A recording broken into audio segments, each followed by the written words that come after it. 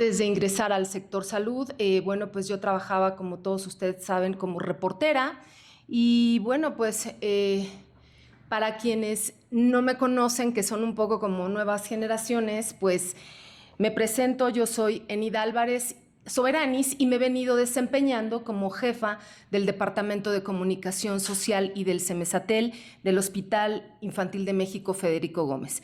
Quiero dejar algo muy claro. Ustedes saben, siempre he organizado ruedas de prensa, pero en esta ocasión me toca dar una. Entonces he preparado un documento que, si me lo permiten, voy a leer para no perderme ningún punto de los que quiero señalar y para ir un poco más rápido y no hacerles, pues digamos, perder su tiempo.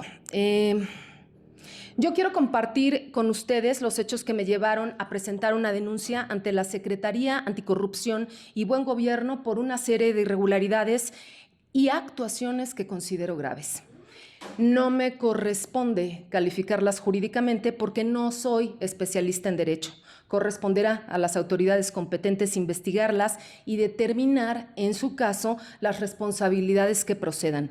Lo que sí puedo afirmar es que entiendo al servicio público como un compromiso con la legalidad, con la ética, la transparencia, la vocación y la vocación de servicio.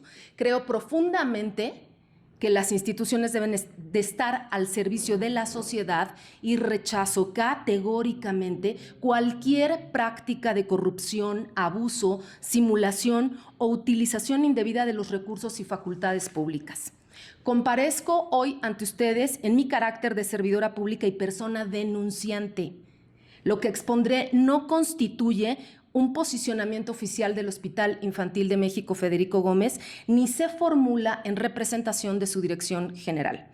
Tampoco vengo a pedir que se condene o que se linche anticipadamente a nadie, de ninguna manera.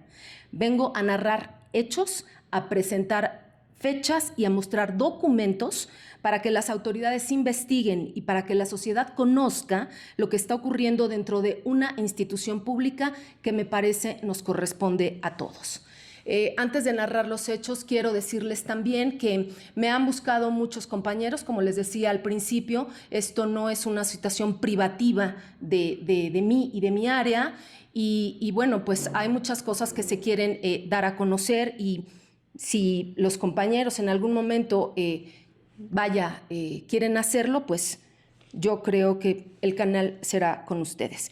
Quiero hablarles de mi área y de esa capacidad que hoy está en riesgo. Para comprender cómo llegamos a la situación actual es necesario explicar brevemente cómo se construyó la capacidad operativa que hoy está siendo desmantelada.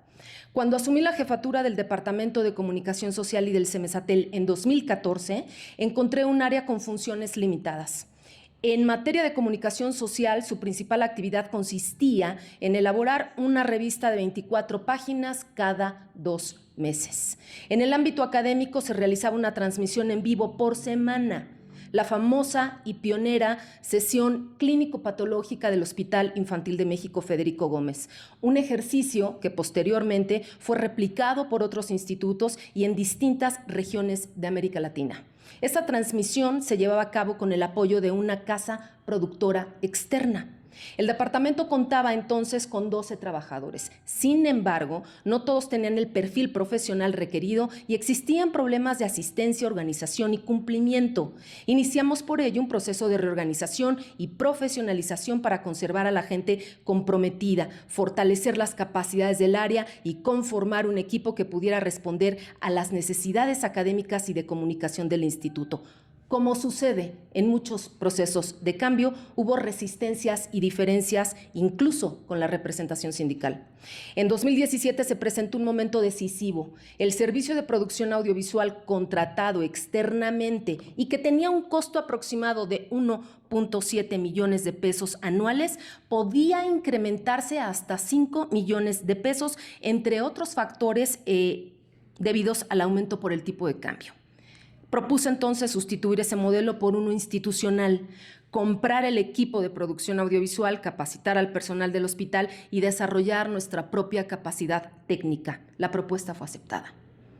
Se adquirieron los equipos y se capacitó a parte del personal. Sin embargo, la plantilla disponible no era suficiente para atender el volumen de trabajo ni se contaba con todos los perfiles especializados que se requerían. Por esa razón, fue necesario incorporar perfiles profesionales contratados por honorarios. Y este punto es fundamental. La contratación de personal por honorarios no surgió como una decisión improvisada ni como un privilegio. Surgió como una solución institucional que permitió sustituir un servicio externo mucho más costoso, construir una casa productora propia y ampliar de manera extraordinaria las capacidades académicas y de comunicación de un gran Instituto Nacional de Salud. Y ese es precisamente el origen del problema que hoy nos tiene aquí. Durante muchos años, el pago del personal de honorarios de Semesatel, nombre con el que cariñosamente se le identifica al área, no representó un conflicto para quienes estuvieron al frente de la Dirección de Enseñanza y Desarrollo Académico. No lo fue con la doctora Rebeca Gómez Chico Velasco, ni tampoco con el doctor Sarbelio Moreno Espinosa. Y aquí necesito hacer una breve acotación para explicar cómo funciona o cómo debería funcionar esta estructura administrativa. El Departamento de Comunicación Social y del Semesatel depende de la Dirección de Enseñanza y Desarrollo Académico, pero hablamos de dos áreas: la comunicación institucional, la comunicación social y la producción académica. Que algún día alguien decidió unir a estas dos áreas y quedaron unidas en un mismo departamento. Sin embargo, y de acuerdo al manual de organización y de procedimientos que nos rige, los asuntos académicos se gestionan con la Dirección de Enseñanza, mientras que la comunicación institucional interna y externa se conduce bajo la autoridad de la Dirección General. Explico esto porque las necesidades operativas del departamento, incluido el personal contratado por honorarios, siempre fueron atendidas como necesidades estructurales de un área adscrita a la Dirección de Enseñanza y Desarrollo Académico. Durante la administración anterior, incluso se buscaron plazas para regularizar al personal. El doctor Sarbelio Moreno defendió reiteradamente la necesidad de conservar al equipo ante el entonces director general, el doctor Jaime Nieto Cermeño. El asunto fue planteado en la Junta de Gobierno y existen grabaciones de esas sesiones. ¿Por qué se defendía tanto a los muchachos del Semesatel? Porque lo valían. Porque eran profesionales eficientes, comprometidos y capaces de hacer crecer enormemente la producción audiovisual. Pasamos en 2016, por darles un dato, en 2016 pasamos de realizar 16 horas mensuales de transmisión en vivo a 2023 con 220 horas igualmente al mes. Año en el que se conmemoró el 80 aniversario del Hospital Infantil.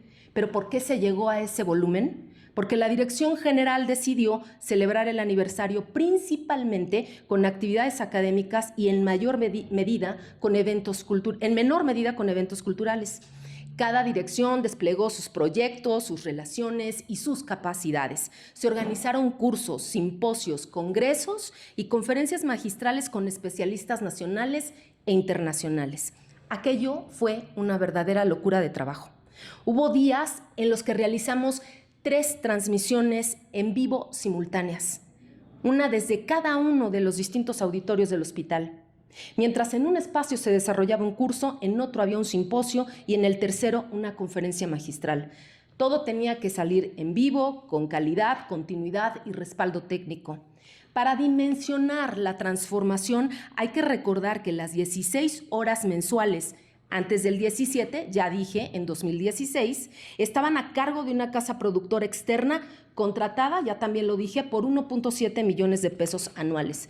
El personal del departamento prácticamente no participaba en esas producciones, 12 personas que no participaban.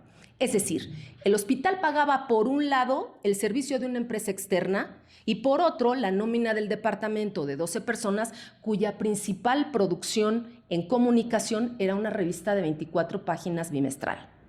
Eso fue lo que cambiamos.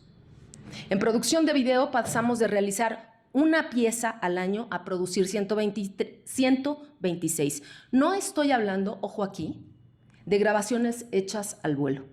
Hablo de videos producidos profesionalmente, con investigación, guión, logística, búsqueda de locaciones, selección de participantes, cámaras, iluminación y sonido, con edición y montaje, para ordenar planos, para construir una historia y darle ritmo, con corrección de color, audio, música, video gráfico, todo lo que ustedes ya saben. Es decir, lo que les quiero transmitir es que construimos una casa productora en toda la extensión de la palabra, con capacidad de preproducción, producción y postproducción. Hasta donde sabemos, se trata de una capacidad única dentro del sector salud público. Lo suponemos porque la propia Comisión Coordinadora de Institutos Nacionales de Salud y Hospitales de Alta Especialidad, la CINSAE, ha recurrido a nosotros para solicitar apoyo, y lo mismo la Secretaría de Salud, a quien anualmente le hacemos los videos para sus investigadores eméritos. La transformación evidentemente no se limitó al video. También creció la producción fotográfica, el diseño de carteles impresos y digitales, el manejo de redes sociales, la alimentación de la página web, la intranet y campañas institucionales. Hasta aquí la historia de lo que construimos durante las administraciones anteriores. Hasta aquí.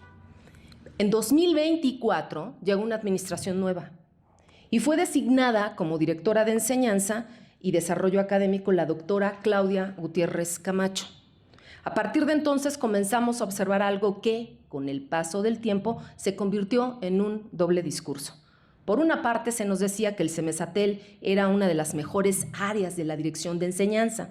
Incluso el doctor Adrián Chávez López dejó asentado en su plan de trabajo, y esto puede verificarse, es público, que Semesatel y el boletín médico del Hospital Infantil se encontraban entre las estructuras que mejor funcionaban dentro del instituto. Por una parte, entonces, se reconocía nuestro trabajo, pero por la otra, algo comenzaba a no cuadrar en la manera en que se tomaban las decisiones sobre los recursos. Cada vez que se me solicitaba presentar el listado de necesidades del departamento, la respuesta era: esto sí te lo compro, esto no. Resultaba un poco extraño, la verdad, porque lo habitual sería preguntar cuáles son las prioridades que tienes operativas y qué consecuencias tendría el dejar de atenderlas. Así transcurrió 2024. Al mismo tiempo, comenzó a repetirse con mayor frecuencia una frase: no hay dinero para pagar honorarios. El argumento de la falta de recursos se volvió cada vez más insistente. Sin embargo, mientras se decía que no había dinero para sostener al personal que realizaba los cursos y las transmisiones académicas, observábamos que la Dirección de Enseñanza construía, por ejemplo, una cafetería con terraza para los médicos residentes. Y uno inevitablemente se preguntaba: ¿cómo se definen las prioridades? Más adelante se anunció una modificación en la oferta académica y un esquema mediante el cual la Dirección de Enseñanza recibiría el 70% de los ingresos captados por los cursos, es decir, se aumentó.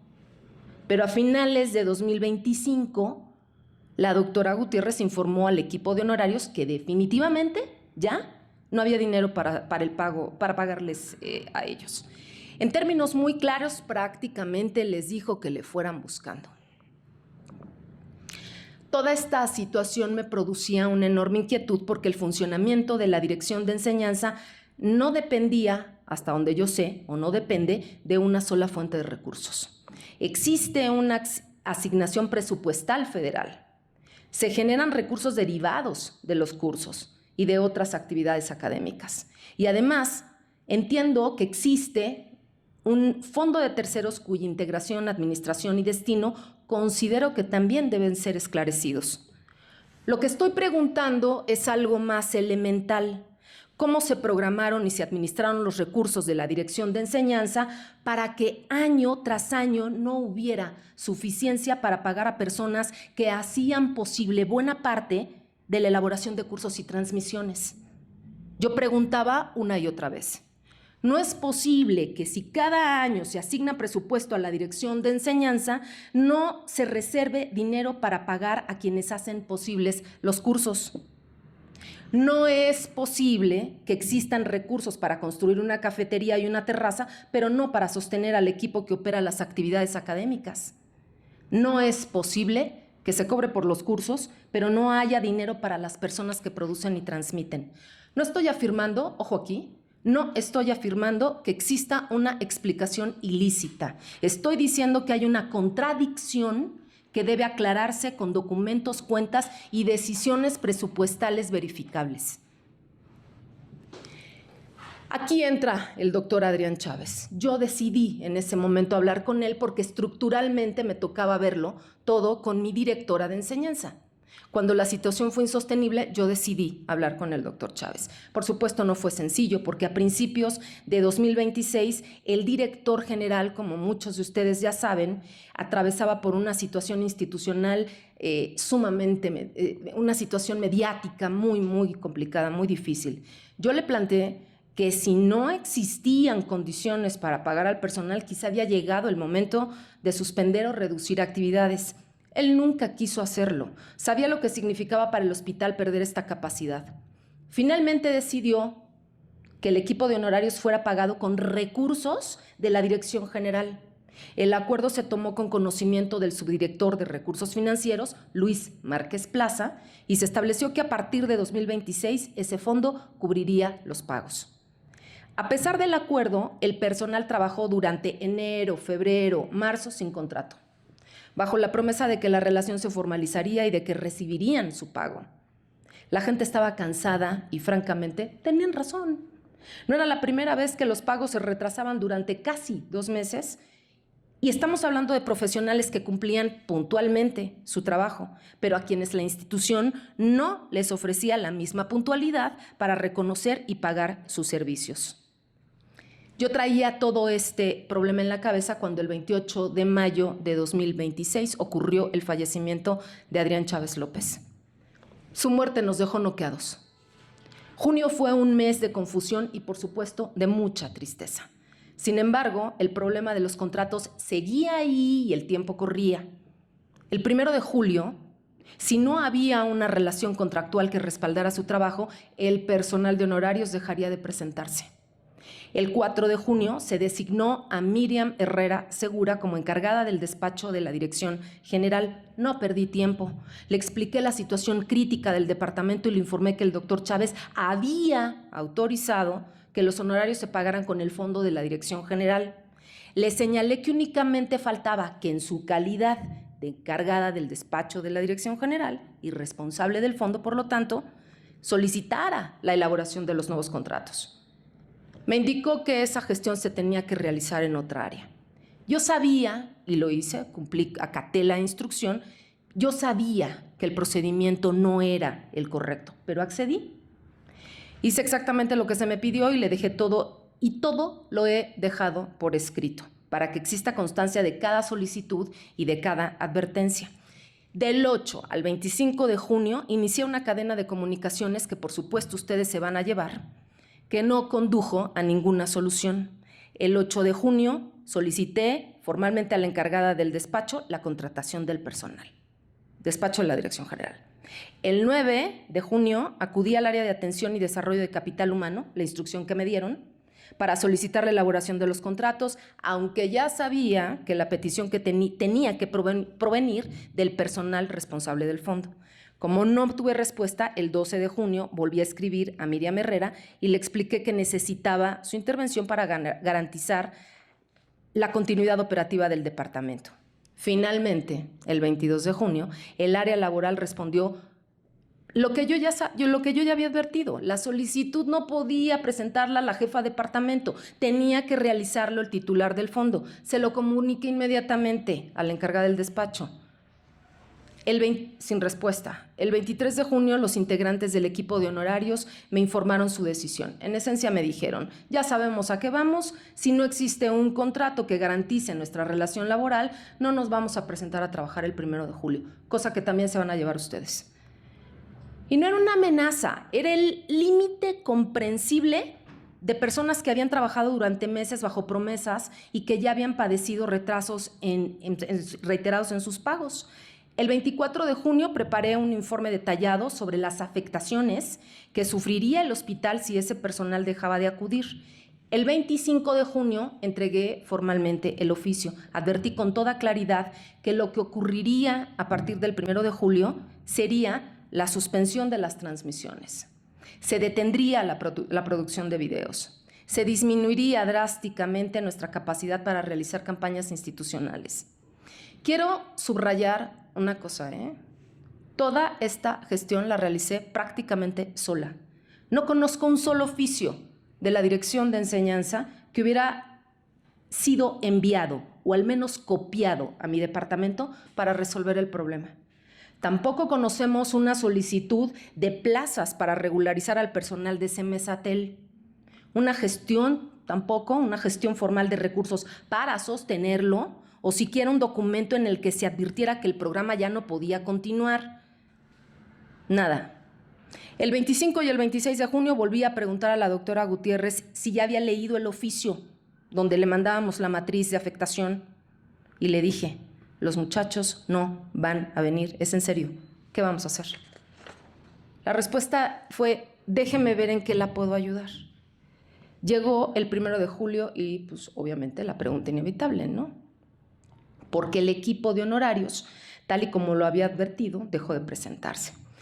Entonces, pues se pretendió hacer recaer sobre mí la responsabilidad por la falta de la transmisión, a pesar de que yo había advertido del problema, solicitado los contratos y documentado con anticipación todas las consecuencias.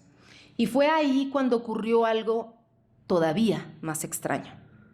Durante casi 2 años se nos había dicho que no había dinero para pagar al personal de Semesatel. Sin embargo, la Dirección de Enseñanza ya se preparaba para realizar las transmisiones con un equipo ajeno a Semesatel.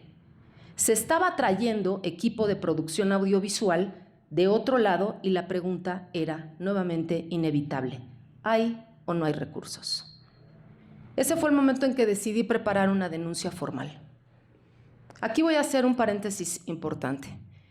El 10 de junio, personal de la Secretaría Anticorrupción y Buen Gobierno había acudido al hospital, acompañado por elementos de seguridad y ante los señalamientos de presuntos actos de corrupción que circulaban públicamente. Se abrió un espacio para recibir quejas y denuncias de los trabajadores que quisieran aportar información. En ese momento, lo digo abiertamente, yo no había pensado en denunciar.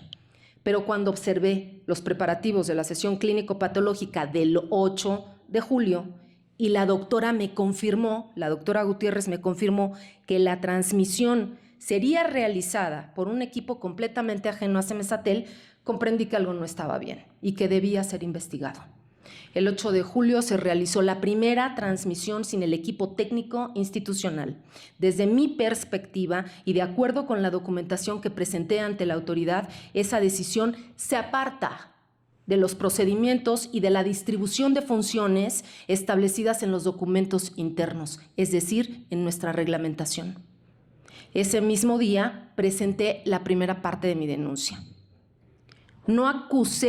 No estoy acusando a nadie de haber cometido un delito porque no me corresponde hacerlo. Lo que estoy solicitando es que la autoridad investigue y estoy pidiendo que se determine cómo y por qué se habría dejado de utilizar, esto es lo que a mí me parece muy importante, la capacidad instalada institucional y bajo qué procedimiento se ha incorporado a personas que no corresponden al departamento y a equipos materiales externos.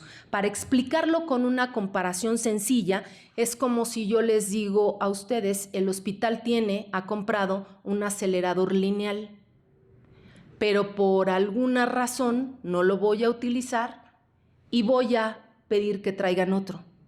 Por favor, estamos en un instituto público, o sea, yo quiero saber, pregunto a la autoridad, ¿qué ocurre en esos casos? Solicité que se revisara la posible existencia de conflictos de interés porque en las personas convocadas, algunas de ellas que trabajan en el hospital, hay personas que trabajan con una casa productora por fuera y otras que trabajan con plataformas de cursos de enseñanza.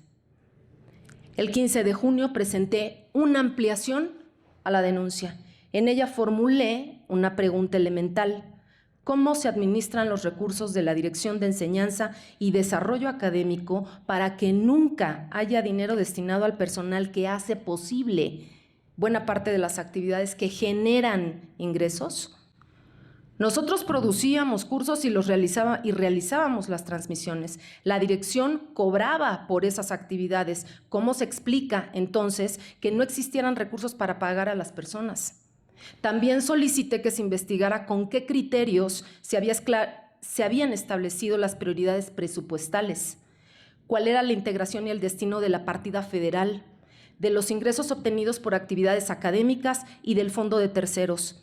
Y si la construcción de una cafetería y una terraza había tenido mayor prioridad que reservar recursos para sostener la operación académica. Finalmente pedí que se aclarara por qué la encargada de despacho de la Dirección General no permitió utilizar recursos que, de acuerdo con lo convenido, habían sido autorizados por el doctor Adrián Chávez para pagar a este equipo de honorarios. Compañeros de los medios de comunicación, yo solamente quiero decirles que estos son algunos de los cuestionamientos contenidos en la denuncia. Por supuesto, no están redactados en los términos coloquiales con los que hoy se los estoy contando. La denuncia está integrada en su mayor parte por documentos, oficios, comunicaciones y evidencias con las que sustento mis afirmaciones. Quise hacerlo así para que no fuera solamente mi palabra, para que tuviera elementos verificables y para denunciar, para reducir el riesgo de que terminara olvidada en el cajón de algún escritorio.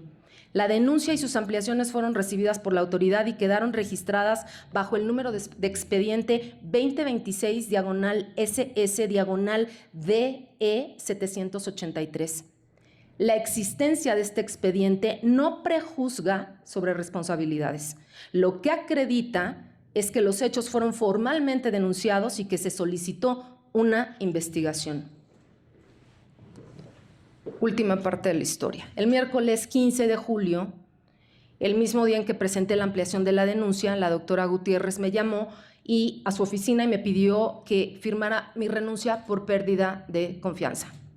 Le pregunté cuáles eran las razones concretas. Me dijo nuevamente pérdida de confianza. Obviamente no firmé.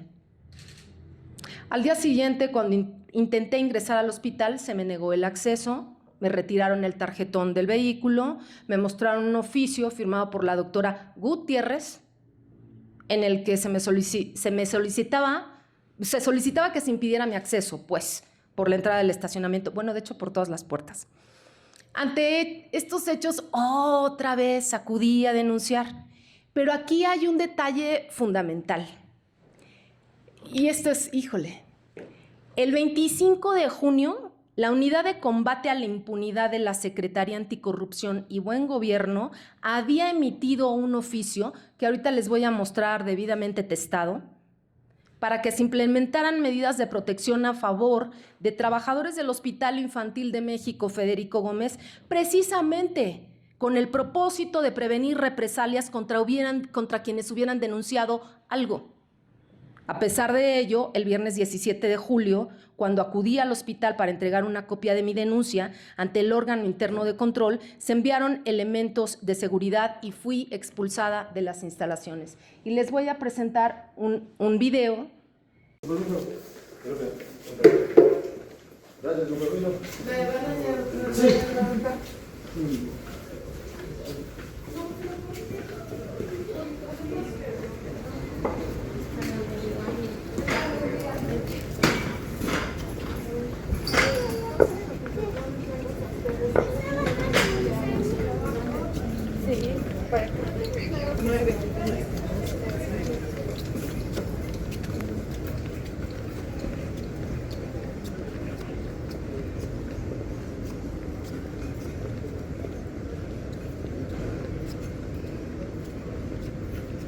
Yo solamente quiero decir que hoy estoy aquí ante ustedes, no porque haya perdido un puesto de trabajo, de verdad. Y entiendo también el tema, digamos, que para mí es el más doloroso, ¿no? Que es la pérdida de mi equipo de trabajo, de mis compañeros. Porque estamos hablando de personas con una calidad, con una responsabilidad profesional, y a mí personalmente, profesionalmente, esa es la parte que más me irrita y que más me duele. Yo estoy aquí porque después de 12 años de construir una capacidad institucional, de advertir por escrito los riesgos, de solicitar soluciones y de acudir a las autoridades competentes para pedir que se investigaran posibles irregularidades, la respuesta que recibí fue pérdida de confianza, la prohibición de ingresar a mi centro de trabajo y la expulsión por elementos de seguridad. Yo no puedo determinar jurídicamente qué ocurrió. No soy la autoridad investigadora ni la autoridad sancionadora, pero sí puedo contar lo que viví. Puedo mostrar los documentos, puedo presentar las fechas, puedo acreditar qué fue lo que denuncié. Y antes de concluir, quiero recordar algo que debería de estar por encima de cualquier diferencia administrativa, presupuestal o personal. Nos debemos a las niñas, a los niños y a los adolescentes. Este es un hospital pediátrico.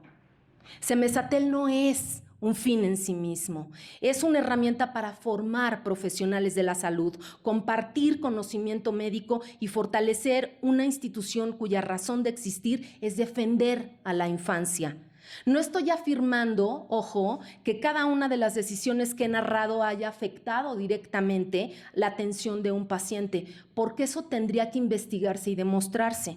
Pero sí sostengo que debilitar la enseñanza, la comunicación institucional y la capacidad técnica del hospital significa debilitar a la institución que debe servir a las niñas y a los niños de México.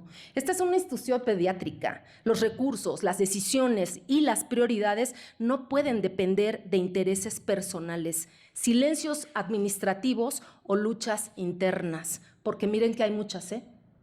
El Hospital Infantil de México hoy parece ser tierra de nadie. Todos estos recursos deben de estar orientados a proteger la capacidad del hospital para cumplir su misión. Por eso pregunto públicamente, ¿es esta la manera en que una institución del Estado mexicano debe responder a una servidora pública que decidió denunciar? ¿Es esta la manera en que se protege a quienes advierten problemas y entregan pruebas? ¿Y es esta la forma en que se cuida una capacidad institucional construida para servir, en última instancia, a la niñez mexicana? No pido privilegios, pido que se investigue, pido que se proteja a las personas denunciantes, pido que se transparente el uso de recursos, pido que se preserve la capacidad académica y de comunicación que el hospital construyó durante años y pido que no perdamos de vista lo esencial. El Hospital Infantil de México Federico Gómez no pertenece a una directora, ni a un grupo, ni a una administración. Pertenece a la infancia de México. Muchas gracias. Estoy abierta a sus preguntas y espero de verdad, hago desde aquí un llamado a la secretaria Raquel Buenrostro para que este tipo de irregularidades no estén ocurriendo en un Instituto Nacional de Salud tan relevante como es el Hospital Infantil y, por supuesto, un llamado al doctor David Kersenovich, secretario de Salud Federal, para que en vísperas de la elección de nuestro nuevo director o directora, pues cuidemos lo más que se pueda a esta bendita institución. Hasta aquí lo dejo. Estoy a sus órdenes. Sí.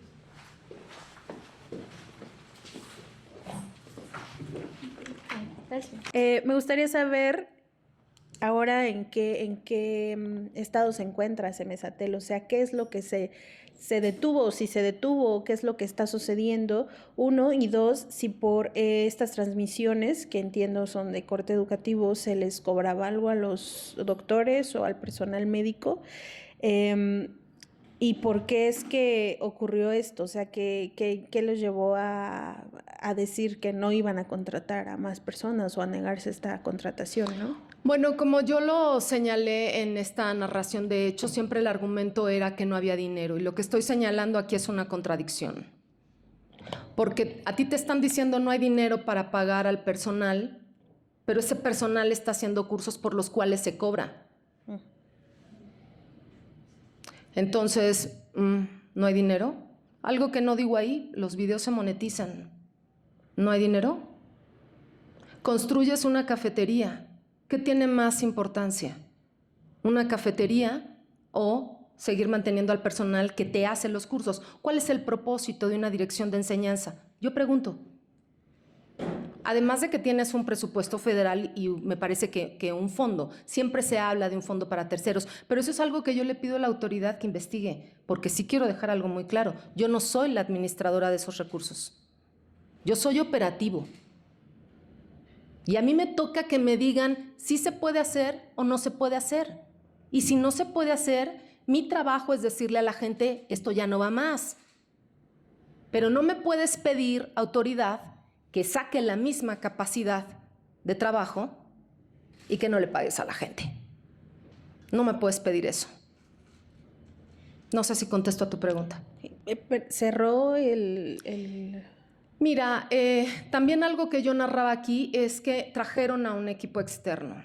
El personal no se presentó el 1 de julio y el 1 de julio fue miércoles. Y esta sesión, a ver, se hacen muchos cursos, conferencias magistrales, es mucho lo que se hace. Pero al hospital le importa mucho porque tiene una tradición muy larga, la sesión clínico-patológica. El Hospital Infantil de México es pionero de esa sesión. Entonces, nosotros transmitimos en vivo esas sesiones. Y vaya, pues son famosas entre la comunidad médica. Es una herramienta para que los residentes entiendan desde distintos ángulos de especialistas, de distintos especialistas, llegan y analizan un caso. ¿Por qué falleció un bebé, un niño? Entonces, esa sesión es muy importante. La sesión del 1 de julio, que fue cuando ya no vino el personal, entró otro equipo. Equipo humano y equipo técnico. Por eso puse el ejemplo del acelerador lineal, porque ni siquiera se me pidió mi equipo para operar.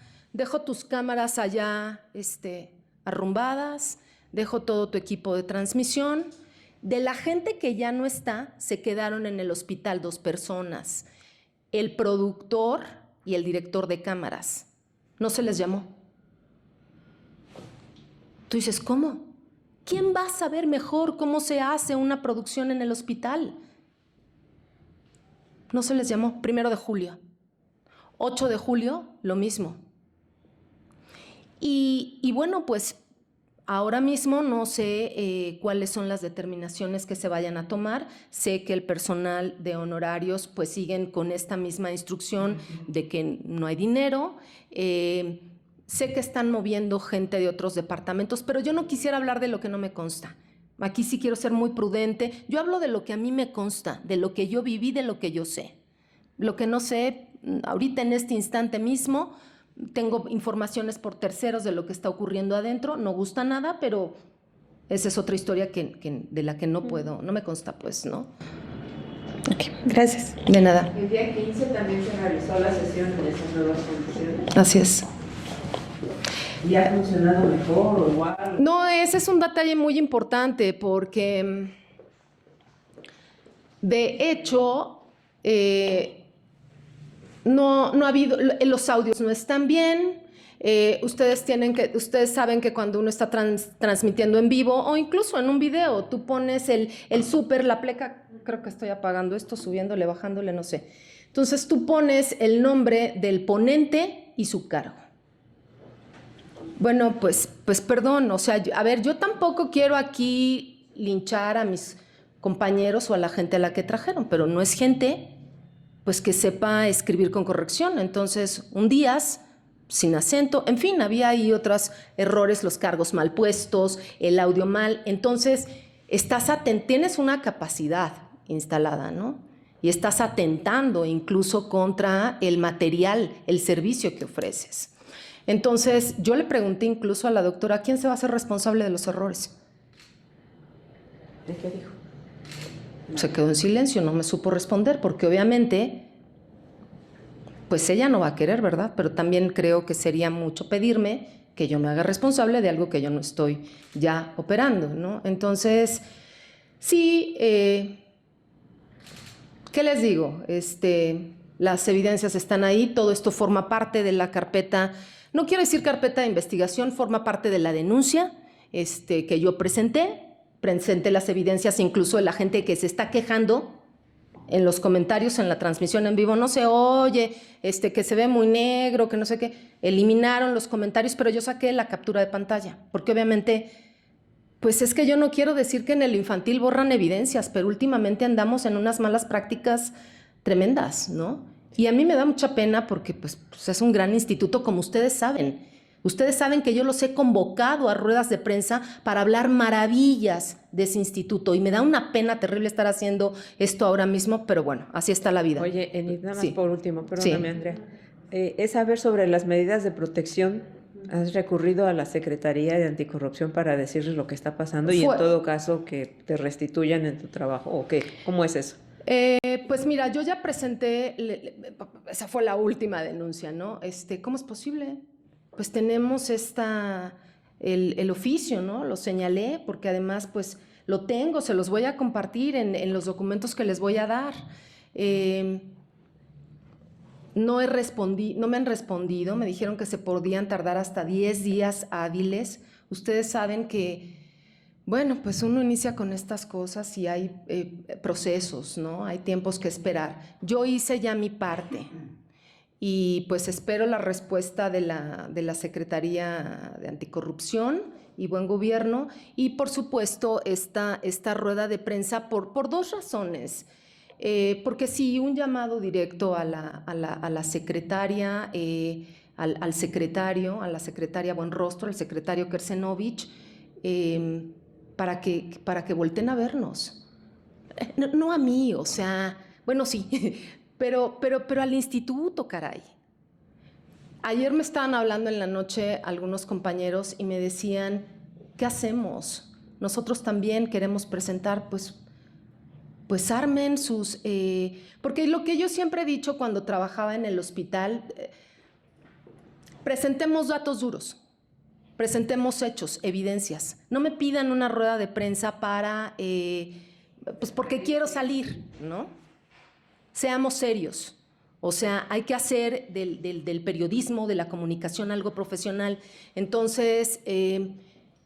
yo creo que si ellos juntan la información, me dijeron que me iban a buscar hoy, porque hay otros casos fuertes de los que yo no voy a hablar porque no me compete. Por eso el llamado tan fuerte, o tan serio, o tan sentido, porque estamos viviendo una situación realmente preocupante. Y ustedes pregúntenme sobre quién recae toda esta problemática. ¿Qué? Pues nuestros pacientes. ¿Quiénes son los afectados? Sí. Perdón. ¿De cuánto es la plantilla que estamos hablando en esta área que estuvo afectada, bueno, que dieron de baja?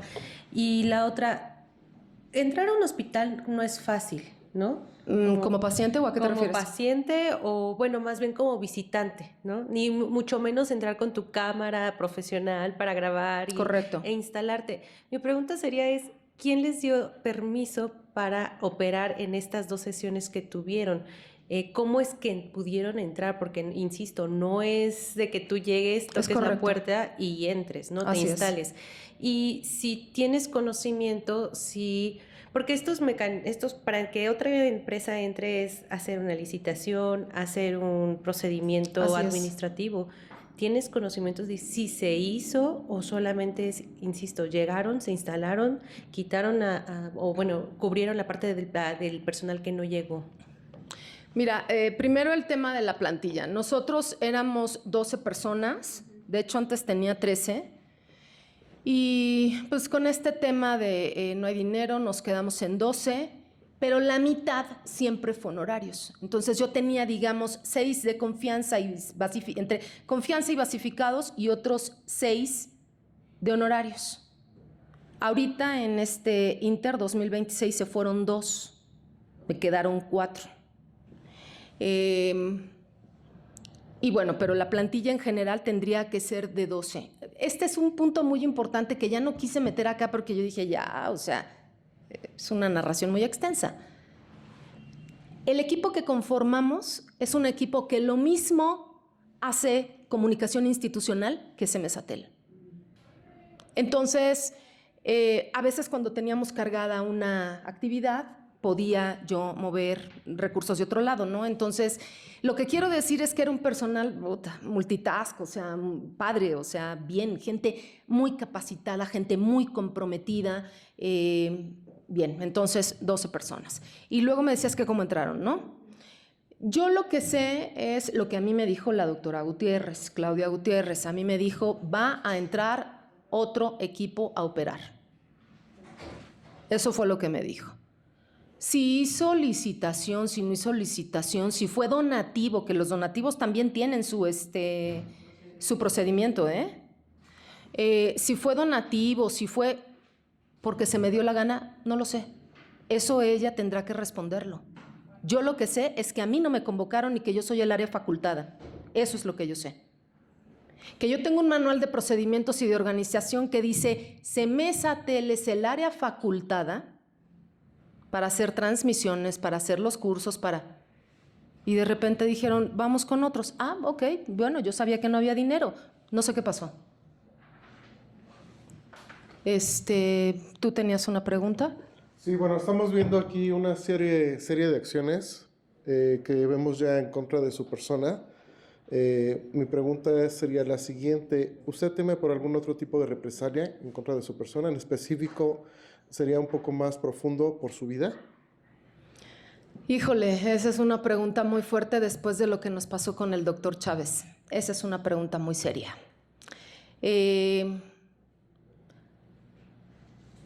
No lo sé. Yo no sé si de pronto algunos...